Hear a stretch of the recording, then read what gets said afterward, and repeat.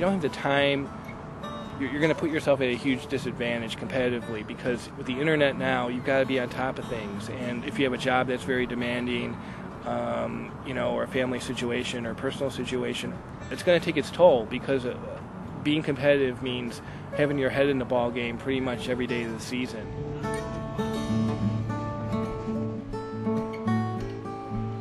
I don't go more than 1 or 2 days without keeping up on player news and transactions and that sort of thing. It's like a week in, week out kind of thing.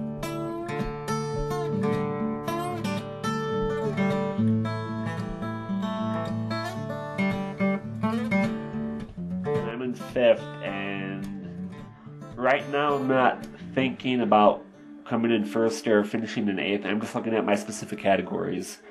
And again, home runs, I like where I'm at, and hopefully some of my guys can get hot. I have to trust that my guys will do the right thing, will produce. And I had a good RBI day yesterday at 10. Piazza had 1, Aladuca had 1, Bonds had 1, and good production up and down the board.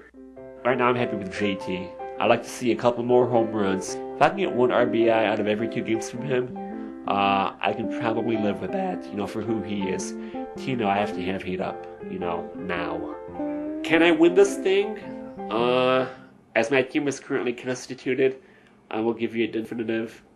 I don't think so. I remember a letter I got from a woman in Owings Mills, Maryland.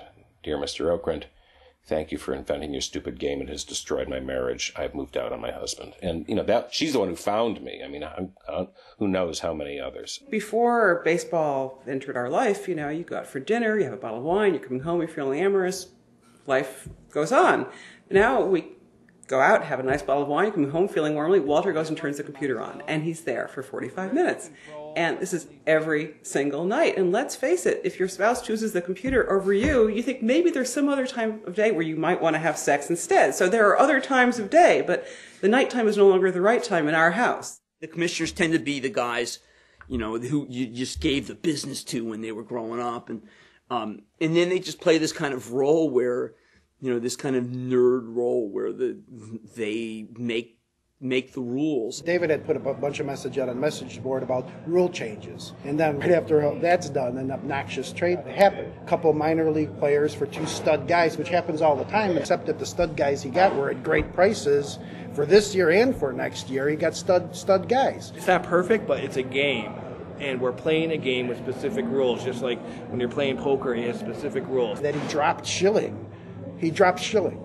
He's a really good guy, nice guy, doing things like that, but you get a double-edged sword on this stuff. You're finagling things, then you finagled it too much. Well, now you're going to try to backtrack it, and you're waffling yourself backwards and forwards. Come on, why is he dropping him?